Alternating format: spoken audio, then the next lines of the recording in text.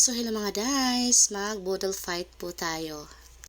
Yung pinabili mo yung hobby mo ng pagkain tapos walang plato at kutsara. So ito po ang nangyayari mga day. So kailangan nating maghanap ng paraan para makakain tayo. So ito ang aking napili mga guys, mag-boodle fight na lang kami, nagkakamay na lang kami dito mga guys.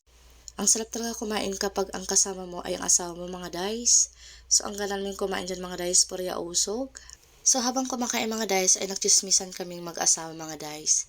So ayan, simpleng-simple lang mga guys ang chismisan namin. Masarap kasama talaga ang hobby mga guys kasi kapag kukwentuhan mo mga guys hindi nakikinig, so yung ating kwento hindi makakalabas. So ganitong simpleng date lang ang aking gusto mga guys. So wala masyadong pera ang nilalabas namin mga guys. So sa aming clinic lang mga guys habang nag-break time. So kumakain kami yan. So date na namin yan mga guys.